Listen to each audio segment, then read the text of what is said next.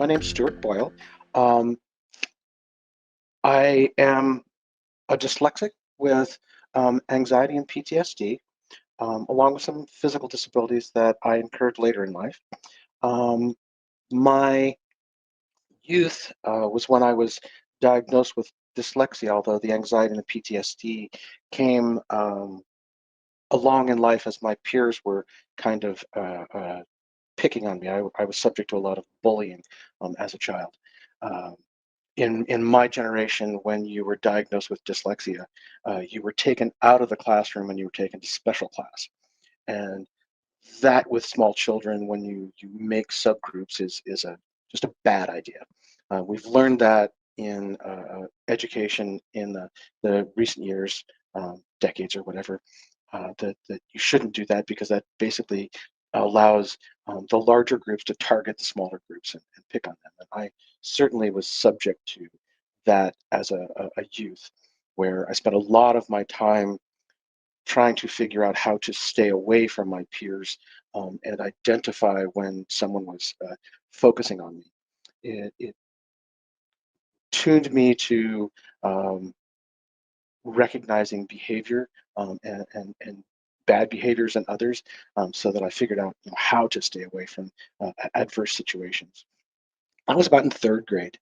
I went through grade school and junior high, and as I was coming to high school, um, I had actually, I guess, one traumatic event later in grade school was I wound up in a situation where a group of my peers, boys and girls, um, kind of made a ring around me and took turns beating on me, and that created a lot of emotional scarring. That luckily my parents helped me get some therapy help at that point and worked through a lot of those negative emotions of how I should view my parents and my peers and what I should and shouldn't do. Uh, that that bullying went on up to high school when I was given the opportunity by my parents to change high schools. We had a private high school in uh, the community we lived in, and that became an opportunity for me, and I took it, and it taught me that it's possible when you get to a place that you don't like, and maybe people are taking advantage of you, um, that you can remove yourself from a bad situation, put yourself into a new situation where you don't know people, and you can then rebuild an environment that is more supportive. Um, Unfortunately, in high school, while it was good to be in a new environment, I had supportive friends. I exhibited some less than optimal behaviors. I was busy trying to grow up and be an adult. And as many of you might realize, when you're younger and you ask an adult about something, how much it costs, or what does that thing mean, um, if they're embarrassed or they think that you shouldn't know, they won't tell you. And that always frustrated me as a young person because I wanted to learn what was going on in the world and how things worked. And people were not always open to suggesting that, or not suggesting it, but to explaining things to me. Uh, Obviously, as a dyslexic, I was a slow reader. I am a slow reader. And that in the 70s and the 60s, 70s, and 80s, and even in the early 90s, that was a real handicap that as technology was starting to take off and uh, we you had to read a lot. And for a dyslexic person, reading is exhausting.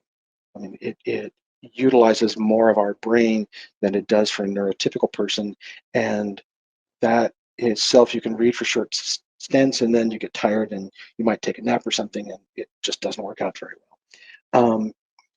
As part of that, when I was in school, in grade school, uh, I remember one of my teachers was telling my parents that he'll never be able to go to college because he'll just never his reading will never live up.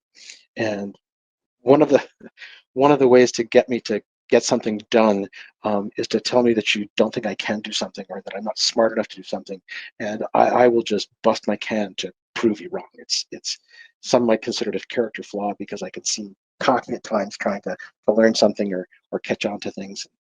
It's yeah, it's different. I had just had an interview with a gentleman that finally drove it home. He said, "Well, you're really autodidactic." I had to go look it up.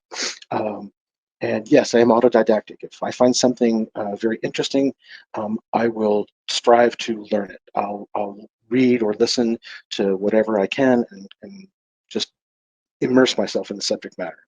Um, so consequently, I after high school, I did go to college. Um, I had several things that I wanted to do. Um, but I had been involved in technology from a very young age because my father had taught programming at the college that was in the community that I grew up in.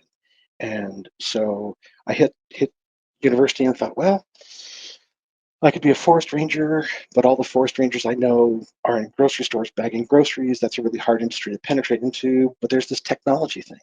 And so this is 1980. Um, it seemed like the technology thing was the way to go. Um, but the reading that went along with it, luckily, there was not as much reading as there might be in other professions. There was mostly learning programming languages and learning operating systems, which are a very limited syntax. But the reading was very, very difficult. It was pretty much all I could do to stay focused and get out with an associate's degree. And then I went out into the real world and got my first job as a database developer. And it was fascinating. Um, the subject and technology you'll deal with a lot is abstracting problems, more abstracting in object-oriented languages, which is a whole different thing which we're not going to go into. I spent just over 3 years at my first job, and in my mid-20s, I was approaching another winter in the Midwest, and I couldn't stand snow anymore. So I moved to the West Coast. I took a drive cross country in January with my two dogs and my cat, and wound up in the West Coast. Was headed to uh, Oregon to do my master's in behavioral psychology. I had, through my college years and working at the university, had fallen in love with behavioral psychology. And I wanted to work with Coco, uh, which was a gorilla in California at the time. And wound up, my trailer broke down and my truck broke down, and I couldn't get to the school and got sidetracked in Seattle working in technology. As a neuro divergent individual, um, there are places where you don't fit in and places where you do fit in. And um, it was challenging finding a supportive environment where people thought that my quirkiness for learning things quickly was a positive. And when you find those are gems and you should stay there. When you wind up in those environments that may let you in where they make you feel bad or they degrade you, you should extract yourself as quickly as possible and find a different environment. That's been a repeated lesson in my life that I, when I wind up in a negative situation, I want to try to convince people that I'm not a bad person. I am of value. And I'll wind up with spending too much time doing that and not enough time uh, realizing that I shouldn't even be there trying to convince people that I'll never convince that I'm okay. It's okay. I'm all right. I'm not a freak. Although in some respects, I might be a freak because as neurodivergent individuals, whether you're dyslexic, um, we we um, we are about 20% of the population of the planet, and that is all ethnicities. There is no Caucasians have dyslexia, but Chinese don't. It's across all ethnicities. Dyslexia applies, and it is just a morphing in the genes. Um, So anyway, after college, I had a degree of confidence. I, like most people that have disorders. I guess disorders is not a nice word to use, but we have deviations from the norm. So my dyslexia is hard to hide, especially if you're sending emails and stuff. It spell checkers that automatically check things are a new thing, um, but the anxiety and the PTSD are something that were easier for me to uh, hide and mask.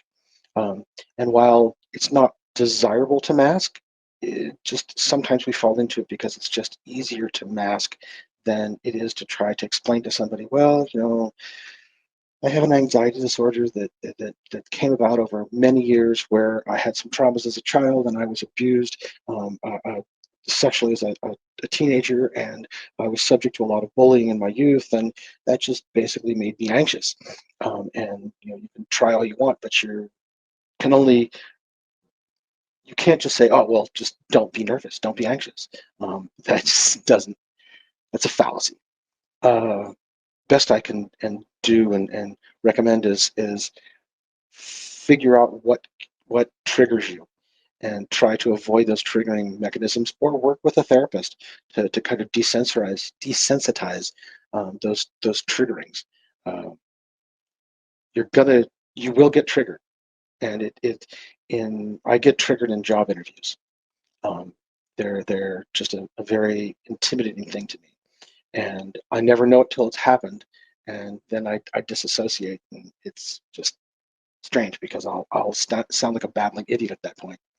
Um, so I spent many years in technology after I got my degree, and was in technology, got out of technology for a while, and my wife and I ran a couple of businesses that we created.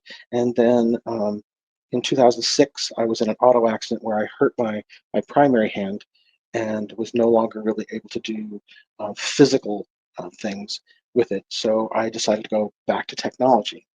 Um, got into one of those bad situations where I was working for uh, people that didn't understand me or respect me.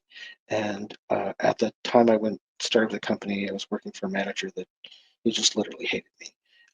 And I spent my time trying to convince him that I was of value. And it was a waste of time.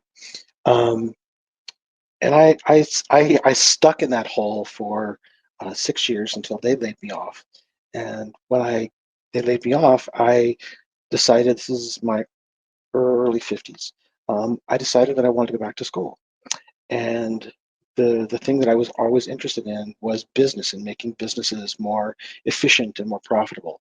And so went back to school and got a degree in 3 years.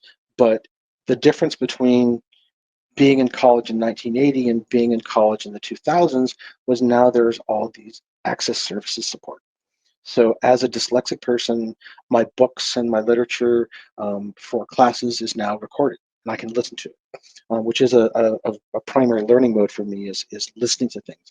I have a tremendously high retention rate when I hear things, um, and also when I read. But if I read, I'm probably 2 or 3 times slower than someone who can read well, and I have to speak out loud because my auditory system corrects me. So if I'm reading a sentence and I drop a word, I'll hear it, but I won't see it. And then there's kind of a little loop there in our brains where you hear it and it's kind of, oops, okay, hang on, got to go back and reread it. Oh, yep, I dropped that word. Anyway,